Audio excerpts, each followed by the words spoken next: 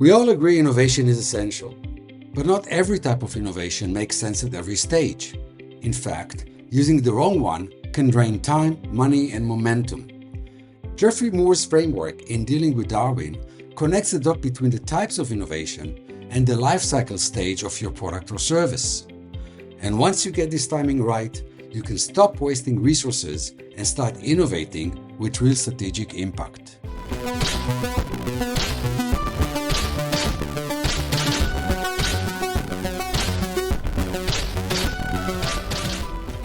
In this video, I'll break down Moore's 4 innovation zones, show how they align with the product lifecycle, and highlight 2 key insights: what kind of innovation makes sense when, and how the right innovation at the right time can actually stretch your product's lifecycle in time and in market size.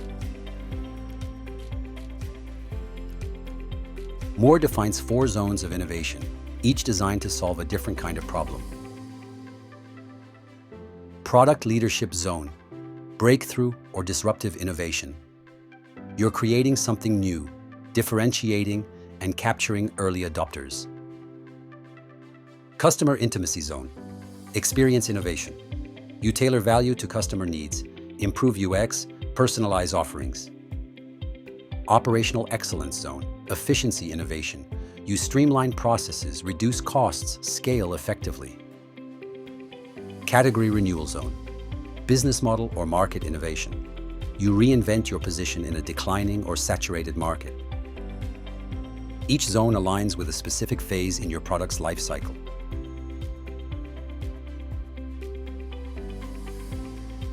Moore used Rogers' diffusion of innovations diagram, but for simplicity, I'll use the product life cycle one.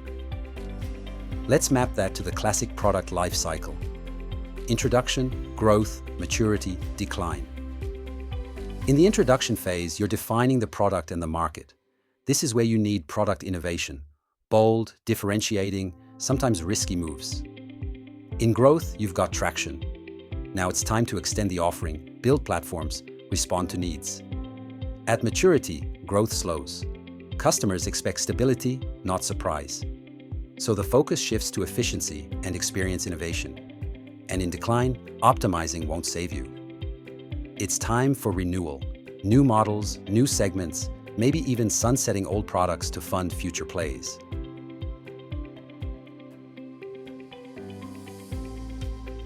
So what happens when you get the timing wrong?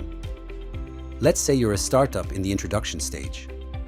You don't have product market fit yet, but you start focusing on efficiency, perfecting internal tools, optimizing code, tightening budgets. Smart? Maybe. But in reality, you're solving the wrong problem. You're operating from the operational excellence zone when you should be in product leadership mode. You end up with a beautifully optimized solution that no one wants. On the flip side, mature companies sometimes keep pushing disruptive innovation when customers just want reliability and cost savings. Again, wrong zone, wrong time. And that can erode trust and increase churn. That's the danger. Innovation isn't inherently good.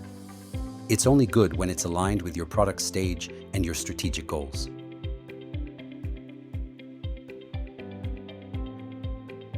Now here's the powerful part.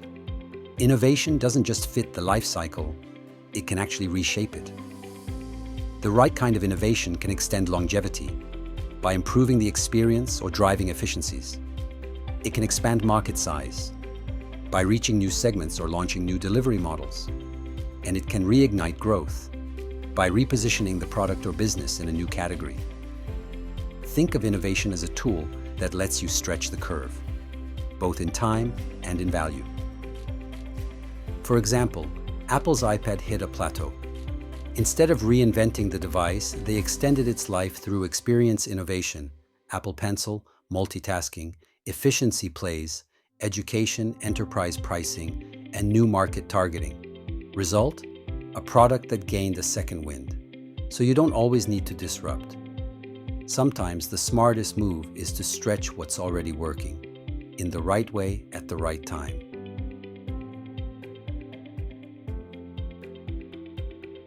So here's what you can do with this. Assess your product honestly. Where is it in the life cycle?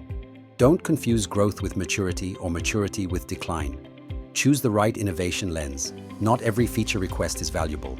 Not every optimization is urgent. And use innovation as a lever. You can extend, expand, or renew, but only if you're solving the right problem for the stage you're in. This is how you stop doing innovation for the sake of innovation and start creating actual business outcomes. If your organization is facing similar challenges, feel free to reach out. There's a link in the description. I've put together 2 practical tools, an innovation timing metrics and a stress strategy framework to help you extend product or market value. You'll find these in the description below. If you find this useful, I'd love to hear your thoughts. Feel free to like, comment, or share this with others who care about innovation done right. And of course, don't forget to subscribe or follow me for more practical innovation strategy content. Thanks for watching and stay innovative.